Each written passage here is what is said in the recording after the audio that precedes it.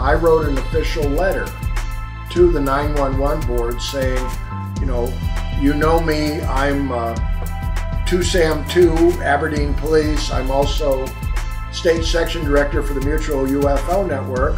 I would like to ask that if you get any UFO reports, that you refer them to me. And I said that way, if you have that inconvenient moment as a police dispatcher when someone is reporting a flying saucer or aliens in their backyard, maybe you can't send policemen to that call, but you can say, we have someone who will look into it for you. And I think that's probably how the UFO Cop was born.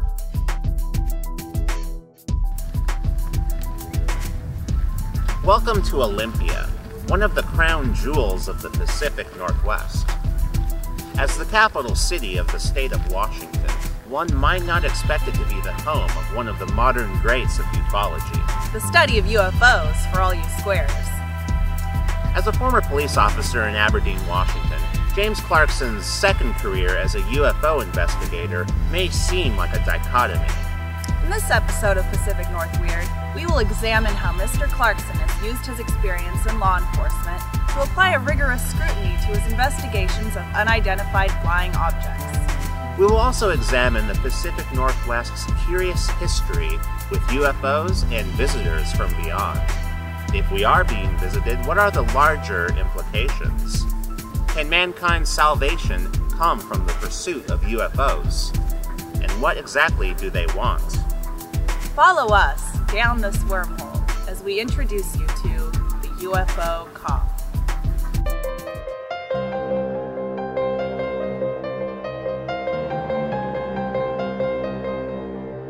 Pacific NorthWEIRD!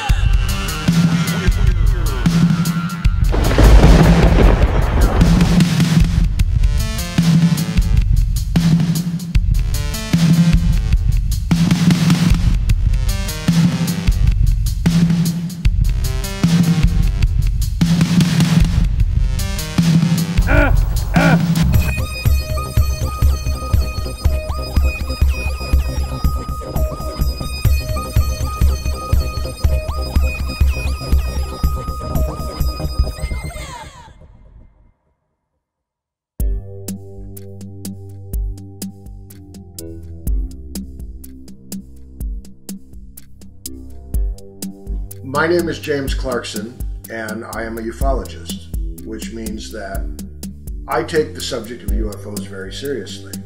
This is my wife, Joanne.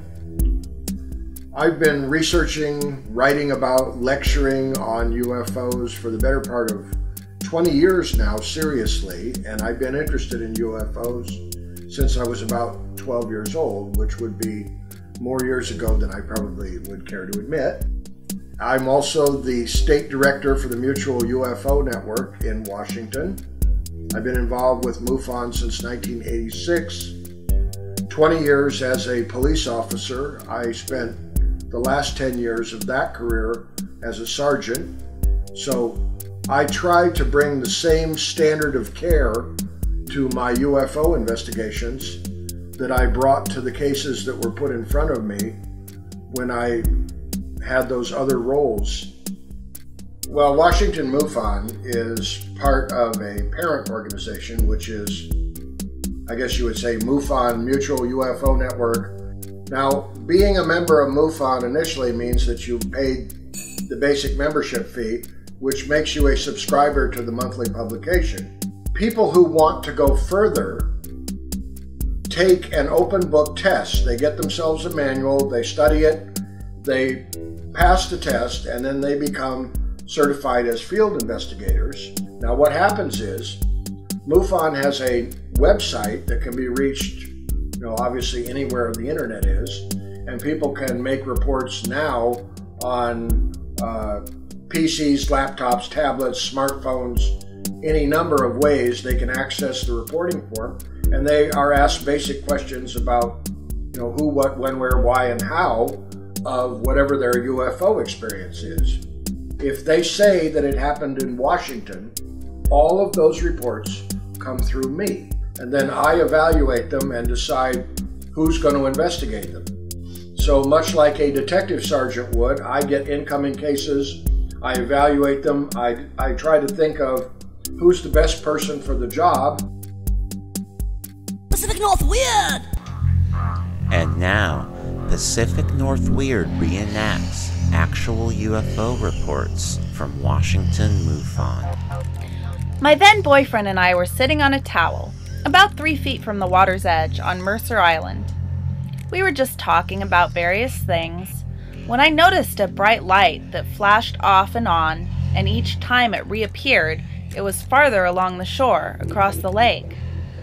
It started under the bridge that led from Mercer Island to Bellevue, Washington. It went along the Bellevue shoreline. I said, "What is that?" as the light started coming toward us at a southwest angle. He noticed and said, "I guess a boat."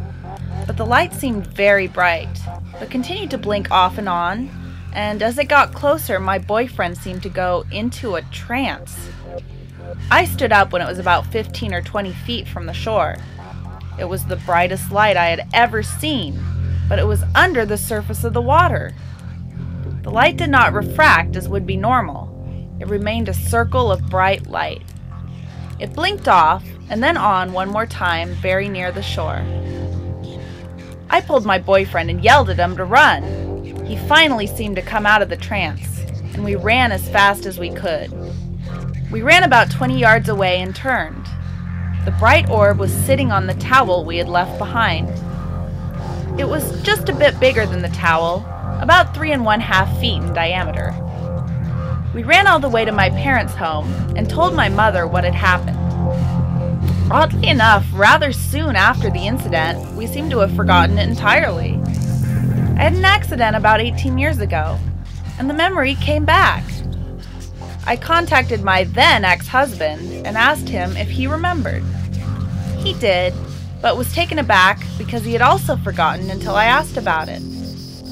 After I asked, he said it was strange that we seemed to forget. We had both been very afraid at the time. I had felt that if we had not run, we would have just not been there. Not dead, just not been there anymore. It was as if we were targeted. Pacific NorthWEIRD!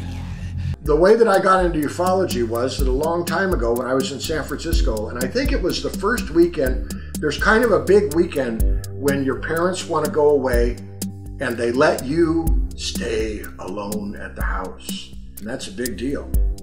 Well, I was listening to KGO radio and they were interviewing a man named John G. Fuller who had just come out with a brand new book. This is like early 60s, called Incident at Exeter, New Hampshire, referring to a really important series of UFO events that involved police officers as eyewitnesses to UFOs, an ongoing series of events, remarkable UFO cases. I was totally spellbound, and that led to me from that point on collecting magazine articles, paperback books, anything I could lay my hands on. And like many people who are involved in the investigation of UFOs, a lot of them trace their fascination back to one movie. The movie is The Day the Earth Stood Still, the original black and white version starring Michael Rennie, Sam Jaffe, and I can't remember the female lead. But in any event, absolutely, I guess you would say a groundbreaking movie that changed the way people looked at the world, UFOs, everything else.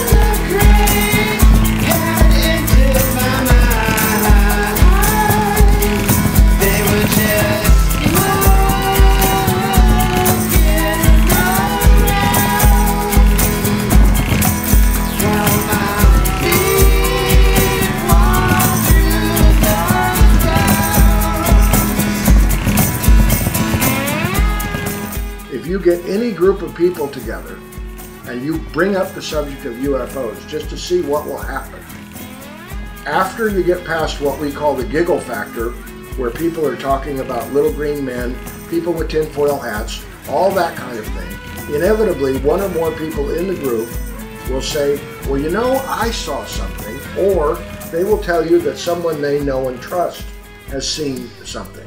Some of your UFO fame, honey. I know. I met Jim when I was a librarian down in Aberdeen, and actually we met because of Bigfoot. Every year the sheriff of Grace Harbor County would do a program in the Aberdeen Library about Bigfoot, and he had plaster casts of huge footprints, and he had hair, and he had a tape with screams. But he called me the morning of the program to tell me that he couldn't do it. But I couldn't cancel it because we get 100 people for that easy. So I asked him if I could have the boxes of stuff and I'd do the program. So I was sitting in the sheriff's office waiting for the Bigfoot stuff, and Jim was actually sitting there waiting for a subpoena. And when Dennis brought the Bigfoot stuff out, Jim was quite fascinated and asked if he could carry it to my car. And so when he carried it to my car, I also had UFO books in the back seat because I was going to do a children's program on aliens later. But he thought he had met the woman of his dreams. Actually, I did. I know that. What other woman would want Bigfoot hair and UFO books, you know, especially in Aberdeen? And so we went out to the lake and talked that afternoon. It took him 5 years to pop the question, but, you know, these ufologists are a cautious lot. Pacific NorthWEIRD! Why are they here?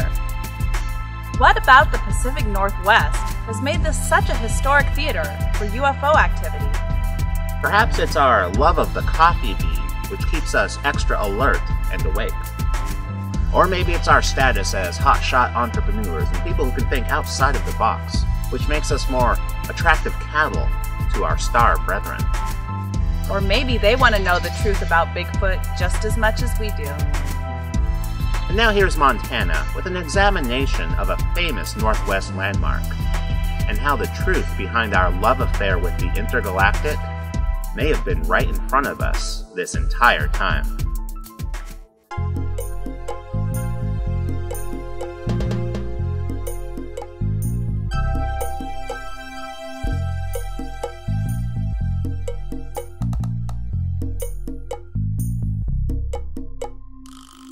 Officially, Seattle's Space Needle is an observation tower constructed for the 1962 World's Fair. It was once the tallest structure west of the Mississippi River and features prominently in establishing shots of the Seattle skyline. Although the Space Needle is the icon of Seattle, its quintessential synecdoche, similar towers can be found in cities across the globe. While the Space Needle is clearly the most elegant and architecturally impressive of these towers, its real significance leaves its imitators far behind, light years behind. The Space Needle's design is derived from two apparently unconnected images: a floating balloon tethered to the ground, and the flying saucer inspired by Kenneth Arnold. Although the playful innocence of a child's balloon may seem at odds with the eerie possibility of extraterrestrial intelligence, the combination of these symbols hints at the special relationship between the Northwest and the paranormal. While Roswell and Area 51 are the hotspots for celebrity alien sightings, the Pacific Northwest is the paranormal mecca you've probably never heard of. The Northwest is home to Sasquatch, the Flying Saucer, and the world's only UFO Cop. Like the designers of the Space Needle, the Northwest isn't taken in by the weather balloon excuse for UFOs. Knowledge and acceptance of extraterrestrial life is the status quo, and Seattle declares its ET pride with a flying saucer monument. That's what the Space Needle really is, a UFO trophy, the Oscar of extraterrestrial awareness. With a wink and a nod to the government cover-up, Seattle rolls its eyes at all the other places on Earth still pretending that we're alone in the universe. Pacific NorthWEIRD! We start off with June 24th, 1947. We have probably the most famous UFO sighting case right here in Washington State. Kenneth Arnold flying a small plane, broad daylight, across the Mount Rainier, headed for Yakima, sees a formation of crescent-shaped UFOs in formation. He uses a stopwatch. He watches them for quite a while and times how long it takes them to go between two mountain peaks, does a speed estimate, and determines, I believe they're up around 1,200 miles an hour, which nobody was flying any aircraft that looked like that then, let alone that fast. A newspaper reporter interviewing him later said, "How did they fly, Mr. Arnold?" And he was trying to describe the fluttering motion that many people describe about the way UFOs move or float in the air. And he said, "Well, you know, like if you fly a disc across the water." And the newspaper reporter was trying to shorten his notes, and little did he know that he was changing the English language. And he wrote down flying saucer, and we were forever stuck with that. For all the good and the bad that comes out of that is because of a newspaper reporter interviewing Kenneth Arnold. So that's why I always tell people when I go to other states, I proudly proclaim as a Washingtonian, they came here first. Pacific NorthWEIRD!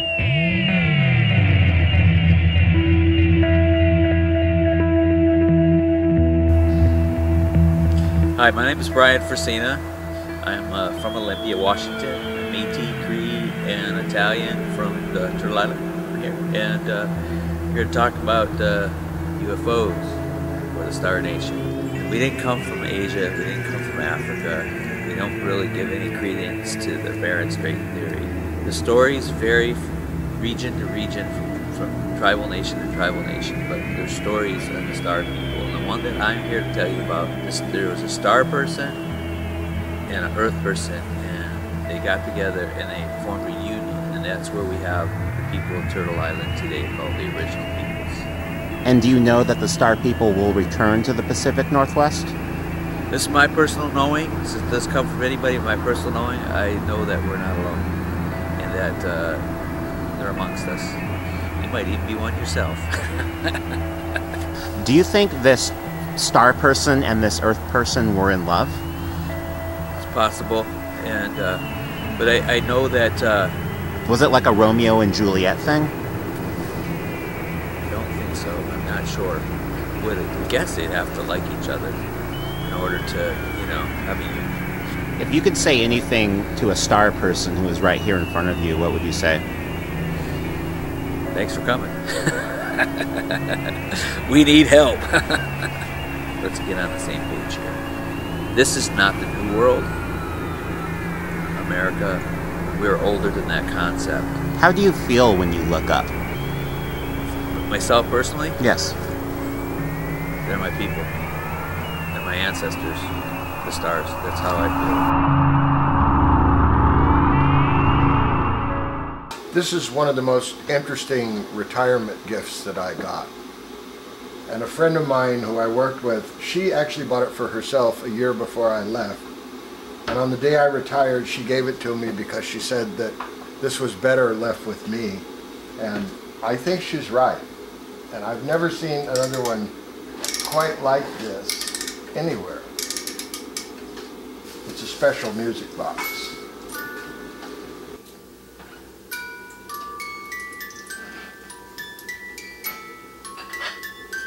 Pacific NorthWEIRD! And now, Pacific NorthWEIRD reenacts actual UFO reports from Washington MUFON. While standing at the end of the driveway, I observed an object drop from nowhere. It was from 6 to 10 feet in length. There was no noise. It was shaped like a fat egg. It pulsated, white with orange, glowing trim as it moved from left to right. There was absolutely no sound. While moving, it dripped substance from the bottom. I have not attempted to find out if it was molten metal, but there is a possibility. If it was plasma, it's long gone due to the fact that it occurred in July of 14. I have been halfway reluctant to report due to the fact that I don't need the hassle. And if the so-called men in black show up, well, I won't be threatened. If you want to call, you have my info. I will go more into depth then. Better if we are in person. Thanks.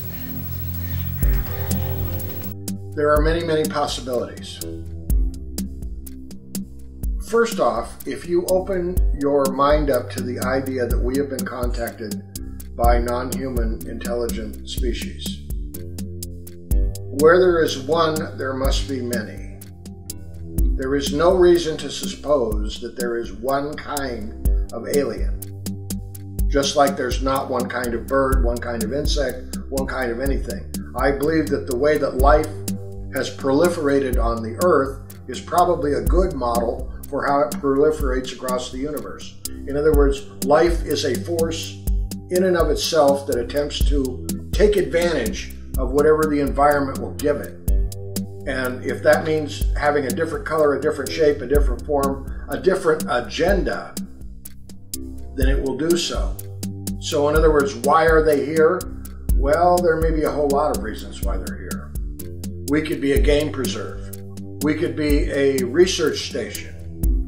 We could be an interesting accident that tourists like to look at. We could also be the descendants of beings that came here long ago. This, of course, is all hypothetical, conjectural, very difficult to prove. It's the ancient aliens theory. In other words, the day that we actually meet them, what if it turns out to be a family reunion? I've had instances of people who reported reptilian beings, which on the face of it seems impossible, like there must be something wrong with this person. But then after I've spent time with them and really talked to them about their experience, I've walked away thinking they really saw what they're reporting. And it's almost like reality, where there was like a flaw in it, or a tear, or an opening, or something different. Those kind of cases really get my attention. Again, where you have the extreme high strangeness with what turns out to be a credible witness. That's kind of what you sort of live for when you're investigating these things. You want one that's, really credible and really far out at the same time.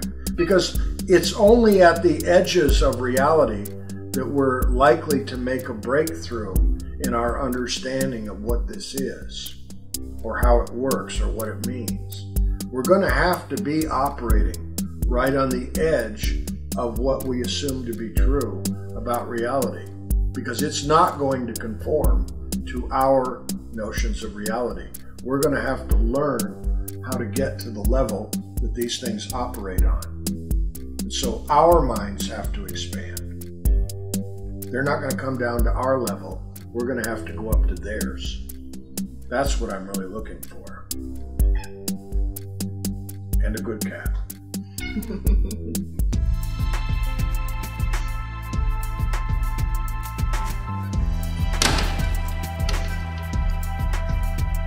We can only hope that Mr. Clarkson's dream will come true, and that when the aliens finally do reveal themselves to the public, that their influence will be one of peace rather than panic. It is the duty of a police officer to serve and protect. James Clarkson has simply taken this oath into a bold new direction, into a different kind of crime scene, one where the witnesses may not be taken as seriously by the rest of the public. And now here's Pacific Northwest musician Lambones, with an original song about the Kenneth Arnold Mount Rainier flying saucer incident, titled Crazy Arnold.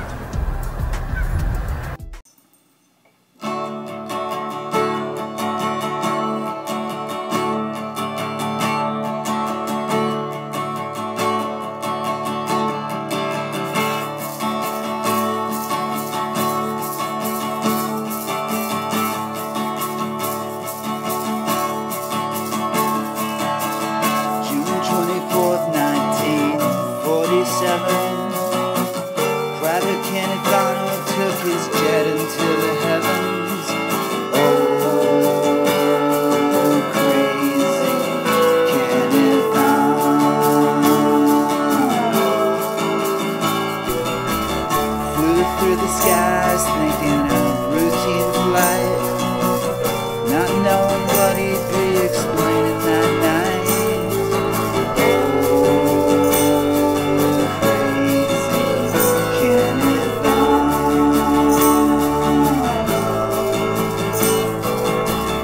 saw 9 lights in a single file at a speed of 12,000 miles.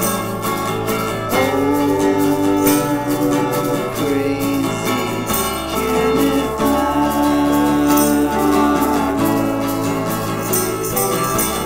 Experts then said it was probably birds with reflective bellies, just pelicans, sir.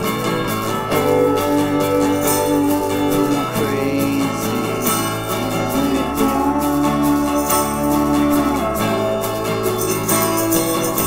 It's possible it was reflections in the snow from your jet to the mountain below.